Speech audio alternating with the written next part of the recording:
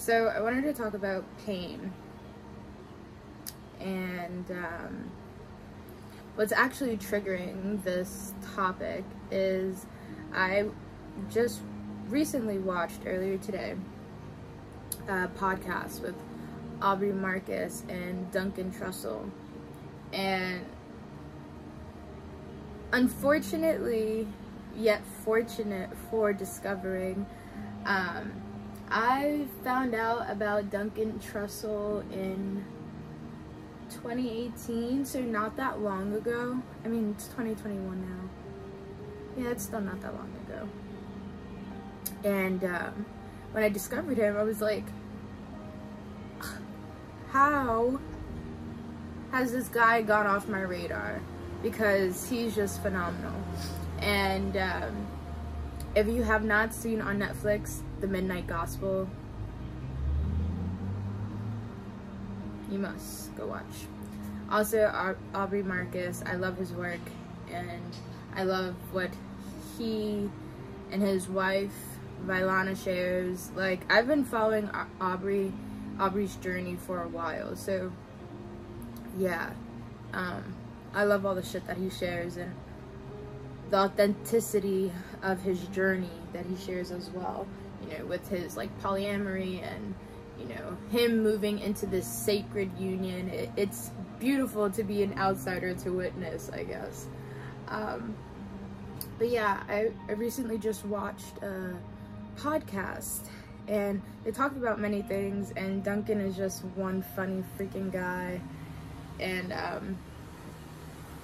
one of the topics was like pain, and how Duncan was saying how, you know, some people go to war with pain, and Duncan is one smart man. Like, he can label,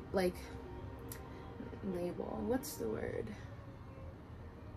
He can just recite things from, you know, all these teachers. And like, ultimately, I'm a big, huge reader, you know, I'm a curious being. But the thing is, like, I think all the information gets stuck in my head, and I'm like, how do I get it out? And I'm like, who said that, etc., etc. And he's kind of the same way, but he remembers this shit. But he says some people go to war with pain. Like, they wake up and they're ready to just kick pain's ass, and etc., etc. And then there's some people who like to sit and have tea with pain and like kind of coddle it and like embrace it. But the thing is, you know, in those two forms, we're still trying to like skirt around it. And what we have to do is really become it. Like, really, embracing sounds like a great word, but for his way of explaining it, it's like really becoming it. Embrace it to the extent of you becoming it. And because once you become it, there's this certain acceptance that falls through. And I think that's where the surrender comes through, once you become it. Like, okay, this is it. This is pain. Like, this is life. And once you fall into that, you know, you move out of the suffering, because they also talk about this as well, like in the podcast, how, you know, because ultimately suffering is the resistance to pain. And me being me, I have suffered a lot, and I've recognized that my suffering is because there's so much resistance that I had to the painful events that have occurred in my life, you know? And once you accept it, you know, I went through, for instance, I went through something really traumatic earlier this year. And I was already in this Great Depression, and it was honestly one of the lowest points of my life. I feel like it just gets deeper and deeper as life goes on. Like there's no, I don't want to set that tone, but and yeah, so a huge traumatic thing happened to me earlier this year, and I fell into the suffering, and I was just suffering and suffering and suffering. And I was honestly, it was to the point that I was doing it to myself, but I was so far deep in that I didn't know how to get out. And then I went to Peru, and I feel like there's this divine timing on things, because I was supposed to be in Peru October of last year, but because of pandemic, things, you know, got jumbled. So I ended up going to Peru in July of this year, and grateful for that, because if I went to Peru last year and then I experienced the things that I experienced this year, I would be like, okay, sign me up for the next ayahuasca, please. Yeah. So I experienced ayahuasca, and going to Peru and experiencing this plant medicine helped me really, like, confront this suffering, confront this pain, and then accept it. Because this is not what life is all about. Like, that was like the message that she gave me, you know, like, there's a choice. You don't have to suffer, you know, you can't run away from pain. Pain comes with life, but there's a choice there. And it's like, do you choose the pain of suffering, or do you choose the pain of moving out and accepting what is, you know?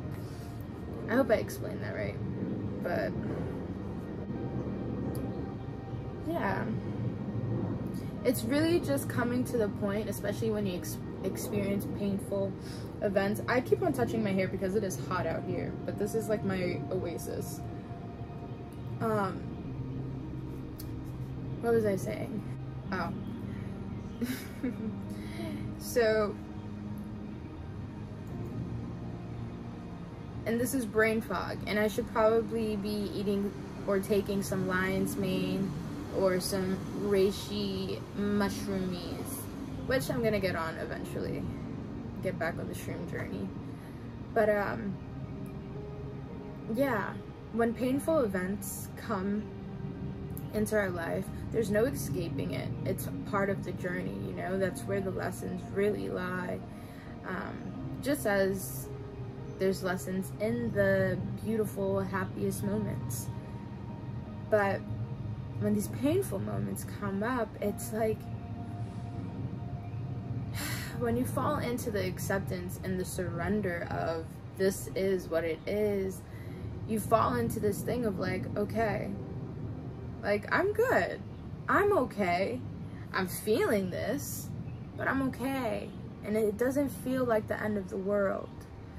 And this is what they were talking about in the podcast, and this was my exact experience once I came out of my ceremonies with Aya, because it was like, okay, you know, like, I still, like, I was on a spiritual high, but, you know, as integration has progressed and, you know, I'm back in the state settling in, you know, the pain does come up, but it's not me falling into this suffering of like, pain is all it is, because it's really not. It's really not. So I'm grateful for the plant medicine to be able to have come to that conclusion, because I was so lost in the shadow sauce that I was like, who's gonna pull me out of this, you know? And Duncan trussell gave like this, what did he say? He said something about like two flowers. You know, you don't see two flowers sitting there talking about, like, one saying to the other, oh, I wish I was pretty like you, etc., etc. Like, if we saw that, we'd be like, what the fuck? Like, you're you're a beautiful fucking flower. Like, how can you not see your beauty? But this is something that we do. And like, we are trying to, you know, fall into, like, we don't mean to, but we fall, well, some of us don't mean to, but some of us are perfectionists to the extent of, you know,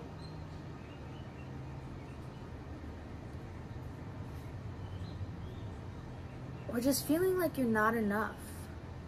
It's not even perfectionism. It's feeling like you're not enough because, you know, and this is what Aubrey Marcus said. He said, just because my path of learning is different from another's doesn't mean mine is any less or any better than yours. And that's how it intertwines with the story that Duncan gave with these two flowers. Like, you're both two great flowers, and here you are comparing yourself to another, you know?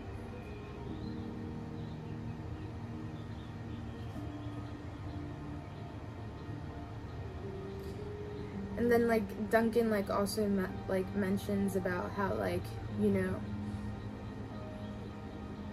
it's like we're chasing after something where we're not satisfied with life as it is, rather than accepting it for being. We cannot accept pain. We want to run from it.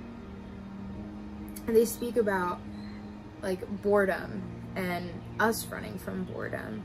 And this has actually been a topic for me, especially coming back from the Amazon. It's because, like, I came back to the States, and, like, this is not it for me. And I've been in this period of stillness where I'm just like, I need to do something. I need to get myself out. And, like, I'm being hit with these roadblocks that it's like, nope, stay, integrate, be still. And sometimes, especially in this society, we don't know how to. And yeah, we don't know how to sit in boredom. We don't know how to, you know, accept the boring moments. You know, we're always chasing that high. And yeah, just like with pain, you have to surrender to it. And like, okay, this is what it is. Today's gonna be boring. And it's not like the fake light shit. And this is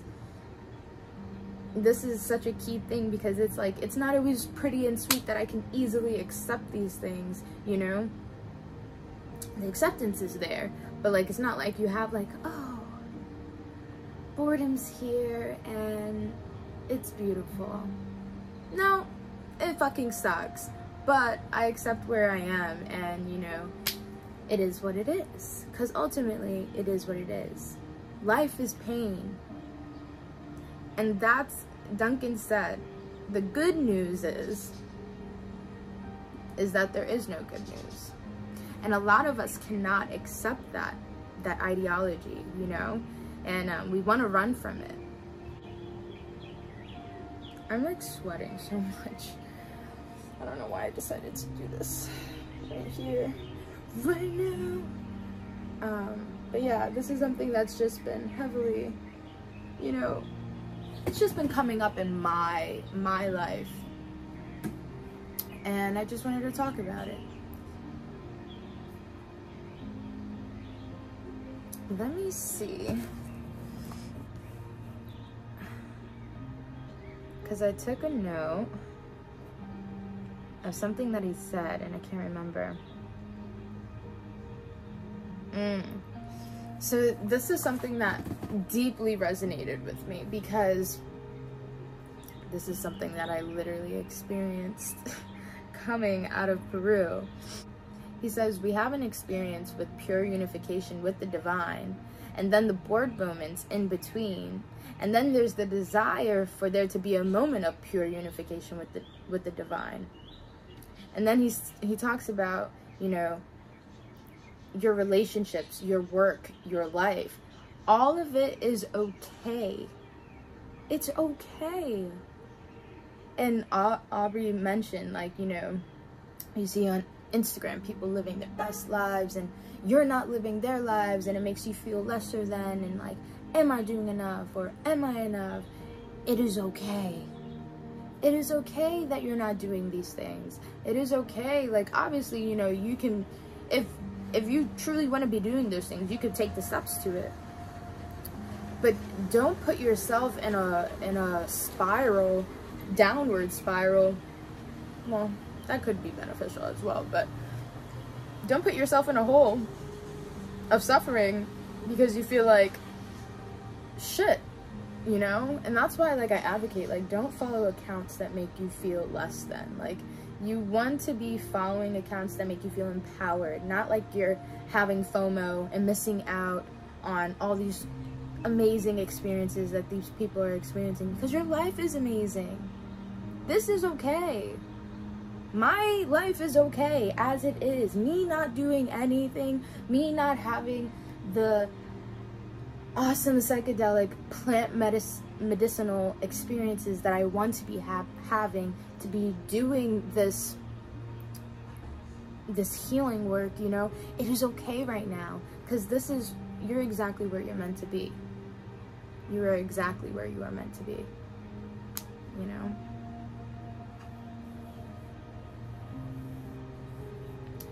And yeah, I think that was my chat. I'm probably gonna have to edit it because this was so long. Why was this so long? Any other tips of pain? Fall into it. But don't drown yourself in it. Like, there's no way out, because that's how you fall into suffering. And like towards the end, Duncan mentioned about his father passing and how he was trying to do anything to get his mind out of it. He read The Hunger Games, and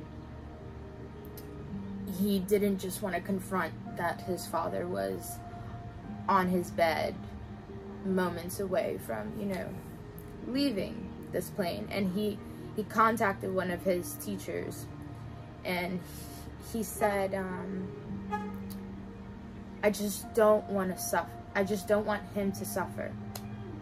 That's what he told the teacher. And he said that it was in short moments, that there was no time for, you know, the teacher to, you know, sit there and like coddle him and be like, I understand, or etc., etc. He was just like, take yourself out of it. And Duncan said it's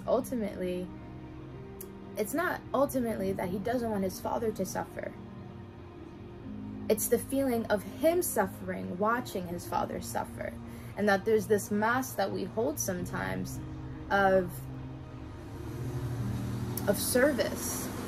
We hold this mask of service when underneath it's just selfishness. And like, once you get to that part of like, oh, you take yourself out of the equation. How can I be of service to someone? Yeah, that was really impactful for me. I highly recommend watching the podcast. They talked about way more. But yeah, that was awesome. I love their work, so there's that. I'm about to go in because I'm sweating balls. Thank you for tuning in. I love y'all.